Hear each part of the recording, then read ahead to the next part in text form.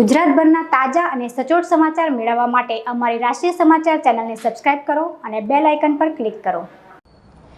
રાજ્ય સરકાર અને કેન્દ્ર સરકાર દ્વારા ગરીબ અને મધ્યમ વર્ગના લોકોને આવાસ મળી રહે તેના માટે કરોડો રૂપિયા ફાળવવામાં આવતા હોય છે અને નજીવી રકમમાં આવાસ લોકોને મળી રહે તેની વિવિધ યોજનાઓ છે, જે અંતર્ગત લોકોને આવાસ ફાળવી દેવામાં આવે છે। પરંતુ કેટલાક લોકો જરૂરિયાત વગરના હોવા છતાં પણ આવાસ એન પ્રકારે મેળવી લેતા હોય છે અને તેઓ ભાડેથી આપી દેતા હોય છે।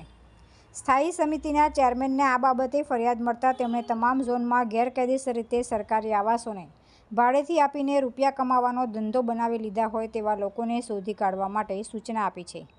સ્થાયી સમિતિના ચેરમેન રાજન પટેલે જણાવ્યું કે ઘણા સમયથી સરકારી આવશ્યકતાની અંદર નિયમોનું ઉલ્લંઘન કરવામાં આવતું હોવાનું જાણવા મળ્યું હતું।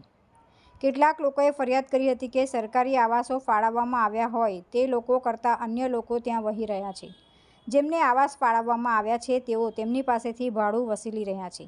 આ ખૂબ જ ગંભીર બાબત કહેવાય, જેથી જે તે ઝોનના અધિકારીઓને તમામ આવાસોની તપાસ કરવા માટે સૂચના આપી દેવામાં આવી છે અને જે પણ નિયમોનું ઉલ્લંઘન કરી રહ્યા છે તેની યાદી બનાવી તેમની સામે પગલાં લેવા માટેની તૈયારી કરી રહ્યા છે।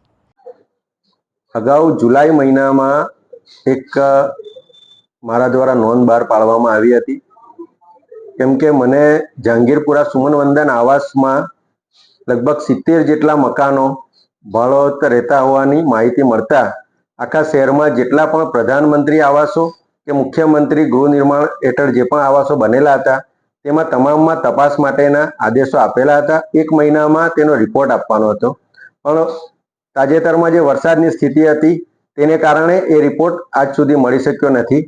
તો આગામી સ્થાયી સમિતિમાં તમામ ઝોનમાંથી આ અંગેનો વિસ્તૃત અહેવાલ સ્થાયી સમિતિ સમક્ષ રજૂ કરવા માટેનો આજે નોંધ પાઠવી છે। કેટલા આવાસ છે?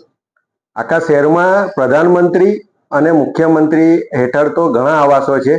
ઘણા આવાસો એવા છે જે 7 વર્ષની ક્રાઇટેરિયાની ઉપર નીકળી જાય છે, પણ એટલા માટે આપણે વિસ્તૃત અહેવાલ માંગ્યો છે કે જે આવાસો તાજેતરમાં ફળવાયેલા હોય તે કોઈ પણ હિસાબે ભાડેથી આપી શકાય નહીં અને વેચી પણ શકાય નહીં।